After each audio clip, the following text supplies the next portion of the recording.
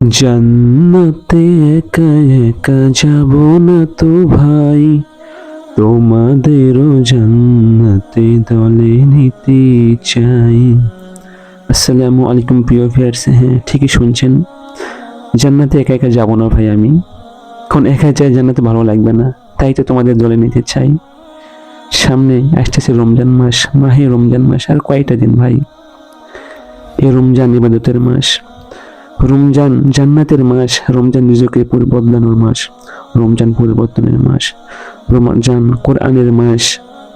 ভাই আমরা যারা কোরআন তেলাওয়াত করতে জানি তারা বেশি বেশি করে এই মাসে কোরআন তেলাওয়াত করবো, কারণ এই মাসেই কোরআন নাজিল হয়েছে ভাই।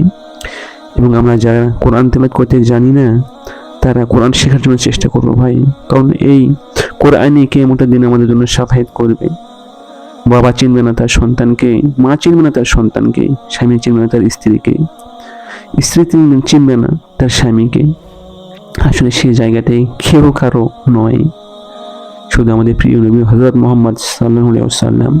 তিনি বলবেন, হি আম্মতি আম্মতি আম্মতি, আমার উম্মতের কি হবে। তো আসলে আল্লাহর অনেক রহমত ভাই আমাদের প্রতি। আপনি কি জানেন যে ব্যক্তিটা একবেলা না খেয়ে থাকতে পারে না, অথচ সে নিয়ত করে সামনে রমজান আসতেছে আমি 30টা রোজা রাখবো। যে ব্যক্তিটা এক ওয়াক্ত নামাজও পড়ে না, সে ব্যক্তিটা চিন্তা করে রমজান থেকে শুরু করব, আমি 5 ওয়াক্ত সালাত আদায় করব। আল্লাহ যেন সবার মনের এই আশাগুলো যেন পূরণ করে দেন, আমিন। আসুন ভাই আমরা রমজান থেকে নিয়ত করি আমরা 5 ওয়াক্ত সালাত আদায় করব এবং 30টা রোজা রাখবো ভাই। নিজেকে পরিবর্তন করি। একটি বছর পর আবার ঘুরে আসতেছে রমজান মাস। যার কপালে আসলে যার জীবনে রমজান পাইছে, সে তার গুনাহ খাতাগুলো মাফ করতে পারেনি। আসলে তার মতো অভাগা আর কেউ নাই ভাই, এই পৃথিবীতে আসলে কেউ নাই। তাই রমজান মাসে যেন আমরা নিজেকে যেন পরিবর্তন করতে পারি, এই রমজানের মাসে যেন নিজেকে বদলাতে পারি ভাই, এই নিয়ত করি আমরা। কারণ কার কখন মৃত্যু এসে যায় আসলে কেউ বলতে পারবে না এটা, কার কখন জীবন শেষ হয়ে যায়, হায়াত শেষ হয়ে যায়, কেউ বলতে পারবে না এটা। তাই চেষ্টা করবো ভাই রমজানে নিজেকে পরিবর্তন করার জন্য। আমরা যাই করি না কেন, সবাইকে কিন্তু আল্লাহ তাআলার কাছে ফিরে যেতে হবে, সবাইকেই যেতে হবে তার কাছে, কারণ প্রত্যেকটা মানুষেরই জীবের মৃত্যু হবে, তাই আমাদেরও হবে। আজ হয়তোবা আমি কথা বলতেছি, কাল আমি না থাকতে পারি এই দুনিয়াতে। একটু ভাবুন আল্লাহ তাআলা কেন আমাদের সৃষ্টি করছেন। আল্লাহ তাআলা তার ইবাদত করার জন্য সৃষ্টি করছেন, তার নিয়ামত দুনিয়াতে দিয়েছেন এগুলো আমাদের ভোগ করার জন্যই। কিন্তু আমরা দুনিয়াতে সামান্য সুখের আশায় কত রহ মিথ্যা কথা বলে থাকি।